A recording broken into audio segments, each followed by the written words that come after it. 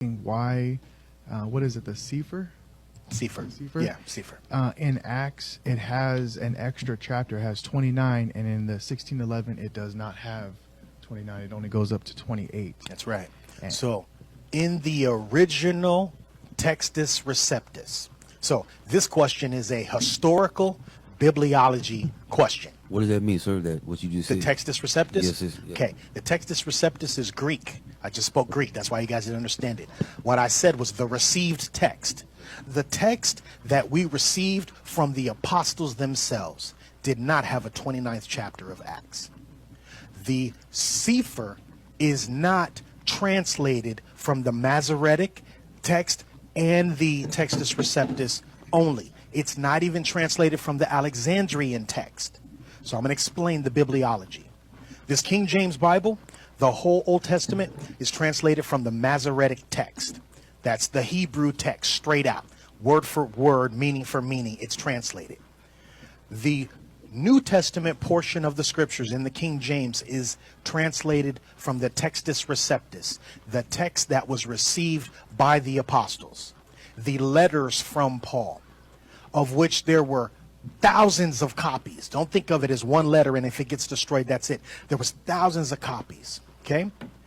All modern versions of the Bible, the Old Testament is sometimes translated from the Masoretic text. It can be translated from other versions, but the New Testament used a different manuscript. The New Testament in an NIV uses the Alexandrian text. So their Bible is not the same as our Bible. It doesn't say the same thing, it doesn't mean the same thing, and it did not come from the same documents. It was not translated. So I want you guys to understand, like, imagine this is the original document and it's laid down here on the page, and then Greg takes his phone and lays it down there and says, I'm going to translate it also. So I'm translating from the original. He's translating from a different one that nobody agreed on. Now here's where the Sefer comes in. The Sefer, they didn't stick to any rules. They used some Masoretic, they used some Textus Receptus, they used some Alexandrian, and they used some of their own interpretation. Because in the original documents, there is no 29th chapter there. Does that make sense? It's adding to the word. It's honestly adding to the word. If I said, let's go look at the Textus Receptus, the actual documents, you will not find that chapter.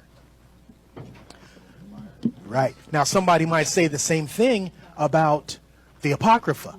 But if I go in and I get my King James 1611, I'm going to flip that thing open. The original translation of the Bible had those books in it.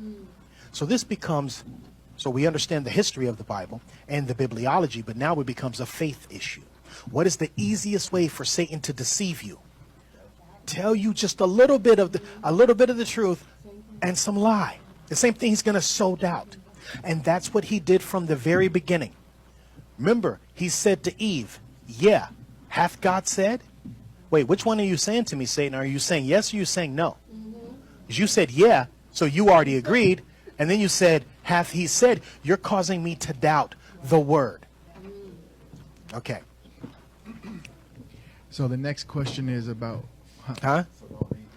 So if you were going to read, if you were stuck on reading something other than the King James, your faith is not solidified that there's only one word and you're going to read any other Bible, I would recommend that you read a Sefer.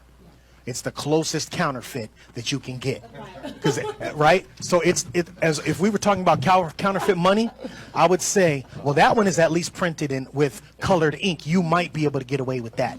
Every other version, you printed a black and white $100 bill and you're trying to get groceries with it. It's not going to happen. Does that make sense? Okay. What a blue marker. Why Mickey Mouse's face is on your $100 bill? Just take it and give me change. Okay, go ahead.